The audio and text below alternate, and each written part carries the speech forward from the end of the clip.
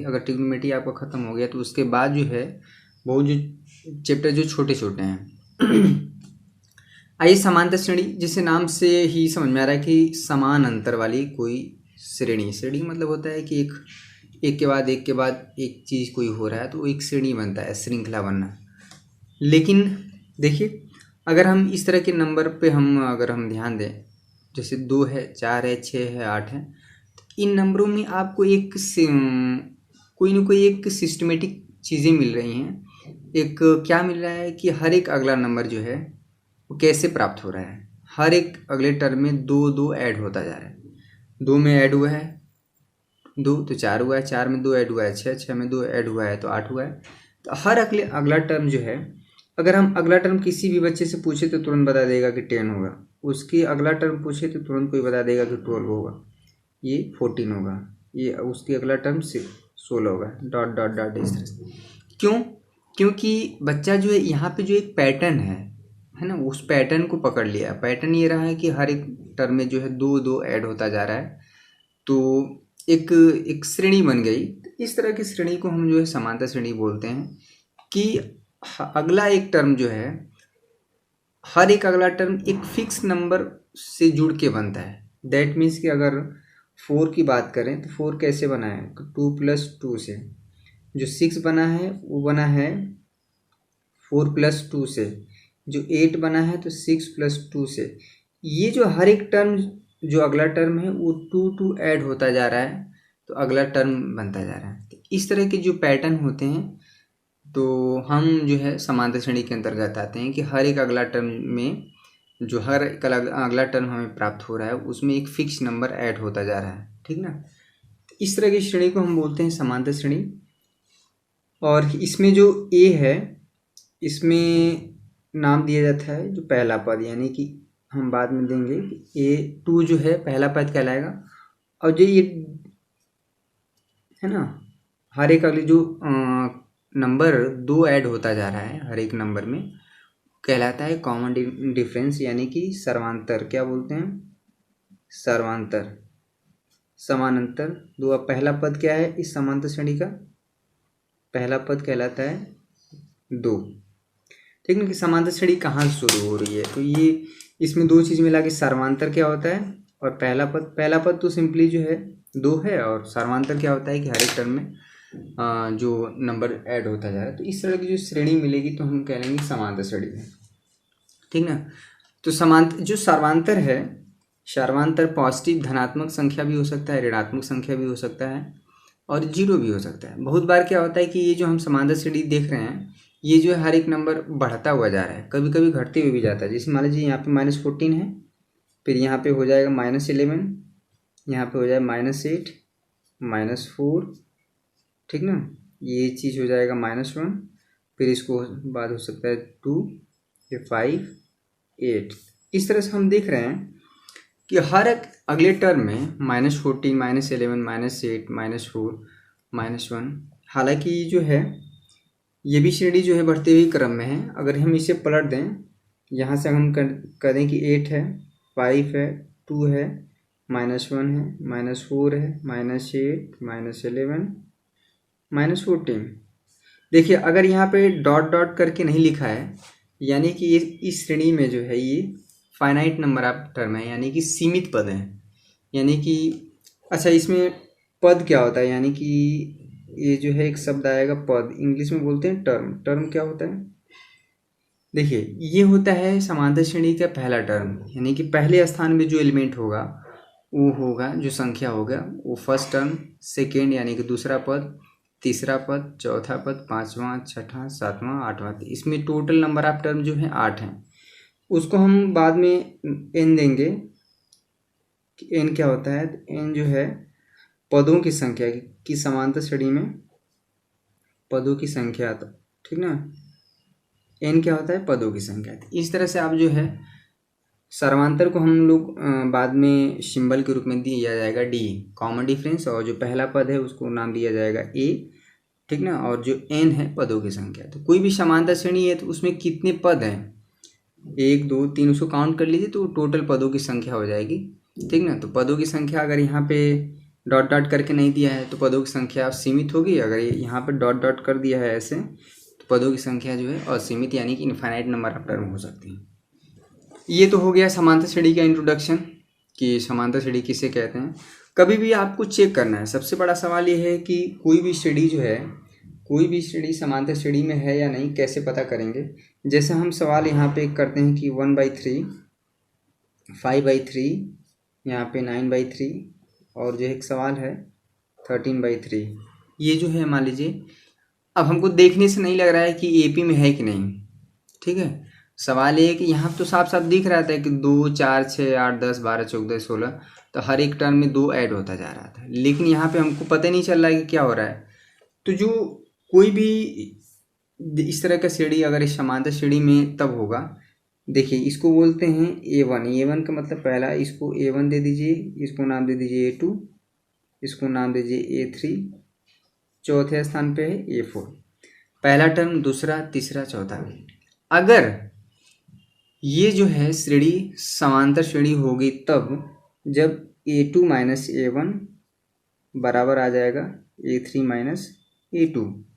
कहने का मतलब है कि अगले टर्म को पिछले टर्म से घटाएंगे, फिर जस्ट उसके अगले वाला टर्म पिछले वाले टर्म को घटाएंगे। अगर ये डिफरेंस इक्वल आता है दैट मीन्स कि दूसरे टर्म में से पहले टर्म को घटाएं और तीसरे टर्म को दूसरे टर्म से घटाएं, ये सब बराबर आना चाहिए। यानी कि A4 में से A3 भी घटाएं, ये जो डिफरेंस है, जो अंतर है, ये बराबर आना चाहिए। देखिए अगर ऐसा आता है तब यह श्रेणी जो है समांतर श्रेणी कहलाएगी, क्योंकि नाम से ही पता चल रहा है कि समान अंतर दो संख्याओं के बीच, यानी कि दो संख्याओं के बीच में जो अंतर हो वो समान होना चाहिए। चलिए आइए देखते हैं A2 क्या है, 5/3। इस तरह से सवाल पूछा भी जाता है कि which of the following is an AP। इसको सॉल्व कर लीजिए। 5/3, 1/3। जब हर बराबर होता है तो ये सिंपली कैसे हो जाता है, 5 - 1/3, तो ये हो गया 4/3। ये तो आया A2 माइनस A1। जरा A3 माइनस A2 निकालिए तो A3 क्या है, ये हो गया 9/3 माइनस A2 क्या है 5/3, ये हो जाएगा 9 - 5/3। 9 में से 5 जाएगा, यहाँ पे 4 बचा, 4/3। देखिए यहाँ पे जो इसका भी ये चीज़ हम किए A2 माइनस A1 किए तो 4/3, और A3 माइनस A2 किए तो ये भी 4/3। अब देखिए आप चाहें तो A4 माइनस A3 भी कर सकते हैं। A4 माइनस यानी कि चौथे टर्म में से तीसरे टर्म को घटाइए। चौथे टर्म से दूसरा टर्म नहीं घटाना है, कि जस्ट उसके अगले वाला टर्म, जस्ट उसके पिछले वाले टर्म से घटाना है। यहाँ पे घटा लें हम तो 13/3, और यहाँ पे हो जाएगा 9/3, 13/9/3, यहाँ से हो गया। फिर से देखिए इस तरह से जो अंतर आ रहा है यहाँ पे देखिए, ये 4/3, ये भी 4/3 और ये 4/3, यानी कि A2 माइनस A1 किए, A3 माइनस A2 किए, A4 माइनस A3 किए, तो जो अंतर आ रहा है यानी कि हर अगले टर्म को पिछले वाले टर्म से घटा रहे हैं, तो जो अंतर आ रहा है जो वो समान आ रहा है। यानी कि ये श्रेणी जो है, जब भी इस तरह की सिचुएशन होता है तो ये श्रेणी जो है समांतर श्रेणी कहलाती है। यही जो 4/3 है, यही जो 4/3 है, इस समांतर श्रेणी का क्या कहलाएगा, सर्वांतर। इसको हम D से दिखाएंगे। D क्या होगा, 4/3 होगा, ठीक ना। और जो पहला पद होगा, पहला पद को हम लोग बाद में दर्शाएंगे, फर्स्ट टर्म यानी कि पहला पद A की वैल्यू जो है यहाँ पे हम 1/3, यानी कि ये तो बहुत सिंपल है कि समांतर श्रेणी का जो पहला टर्म है वो A से दिखाएंगे। तो ये जो है आखिरी टर्म होता है।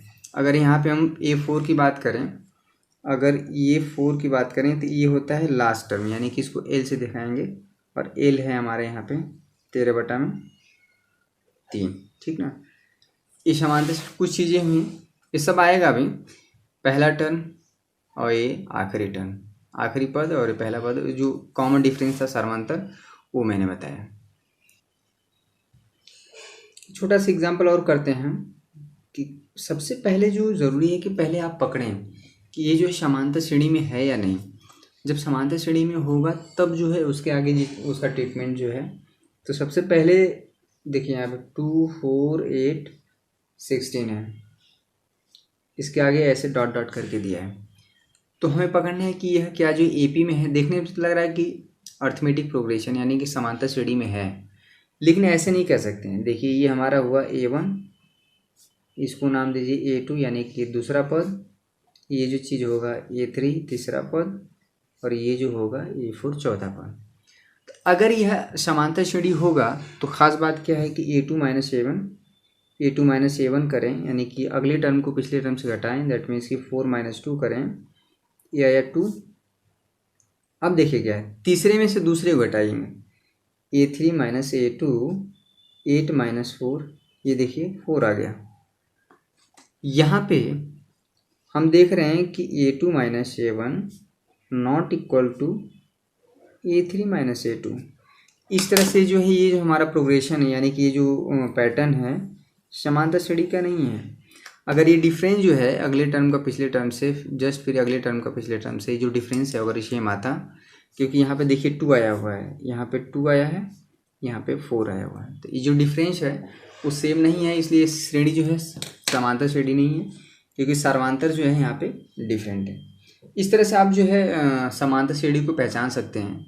तो पहचानने का सबसे अच्छा तरीका यही है कि अगले टर्म को पिछले टर्म से आप कम से कम 2 बार करेंगे, 4 - 2 फिर 8 - 4। अगर ये डिफरेंस आ रहा है सेम, तब तो ये पक्का जो है समांतर श्रेणी हो जाएगी। ठीक है, इस तरह से और भी क्वेश्चन कर सकते हैं। तो अब जो है देखिए यहीं से सवाल बनता है। अब देखिए यहाँ पे हम बताते हैं 3 है, 5 है, 7 है, ये 9 है, ये 11 है, ये 13 है, ऐसे डॉट डॉट करके। देखिए यहाँ पे अब जो है सबसे बड़ा जो सवाल बनता है, यहाँ पे कहें कि किसी भी विद्यार्थी से हमें पूछें कि पहला पद बताइए, तुरंत बता देगा, दैट मीन्स कि A1, उसको हम A1, ये क्या है A2, दिस इज A3 यानी कि तीसरा पद, ये क्या है A4 चौथा पद, ये क्या है A5 पाँचवा, और ये हो गया छठा पद। देखिए AP में हम पूछें कि इसके आगे मतलब छठा पद क्या होगा A, उसमें कोई भी तुरंत कोई बच्चा 2 ऐड करके बता देगा 15 होगा। ऐसे छठा, सातवां, आठवां, नौवां, 10वां, इवन कि हम कहें कि A100 बताइए, 100वां पद, इसी तरह से आता था यहाँ पे 100वां, यानी कि 100वें स्थान पे क्या एलिमेंट होगा। तो किसी विद्यार्थी ने मेहनत किया तो क्या किया कि वो ऐसे ऐसे लिखते लिखते लिखते लिखते पूरा 100 तक लिख दिया। तो वो एक नंबर यानी कि 2 ऐड करते गया, 2 ऐड करते गया, तो 100वें स्थान पे जो आया एलिमेंट उसने आंसर बता दिया। ये संभव हो सकता है कि कोई बच्चा लिख दे, लेकिन ज़रा सोचिए कि इसी तरह जाते जाते जाते हम बोलें कि A500 की मतलब 500वें स्थान पे, 500वें स्थान पे कौन सा एलिमेंट आएगा, इसी तरह से जोड़ जोड़ के लिखते जाएं। ज़रा सोचिए कि ये कितना टिपिकल काम होगा, ठीक ना। ये इसी तरह लिखते जाएं, अगर 2 ऐड करते जाएं और 500 बार ऐड करें तो आपको पूरा 1-1.5 घंटा लग जाएगा, ठीक ना। निकल तो ज़रूर आएगा, लेकिन it will be more time taken, ठीक ना, बहुत ज़्यादा समय ले लेगा। इस तरह से जब ये चीज़ें दिमाग में आई तो कहाँ से किसी ने सोचा है कि कोई फार्मूला क्रिएट किया जाए जिससे तुरंत पता चल जाए कि 100वां स्थान पे क्या एलिमेंट होगा, 500वें स्थान पे क्या होगा। कोई भी किसी भी स्थान पे एलिमेंट पूछें तो हमें निकल के आ जाए। इस तरह से एक फार्मूला बना कि किसी भी समांतर श्रेणी में, देखिए हम फार्मूला डायरेक्ट लिख दे रहे हैं कि AN = A + n-1 × D। देखिए ये फार्मूला है कि ये चीज़ इसको एकदम याद कर लेना है। AN क्या है, AN की मतलब किस नंबर का एलिमेंट पूछ रहा है। जैसे A100, N की वैल्यू यहाँ पे हम 100 रख दें, N की वैल्यू क्या होगी, 1 से शुरू होगी, 1 2 3 4 5, नेचुरल नंबर तक इसी तरह चलता रहेगा। N की वैल्यू 1 रखेंगे तो यानी कि A1, ठीक ना, A1, यहाँ पे A1 हो जाएगा A + 1 - 1 × D, ठीक ना।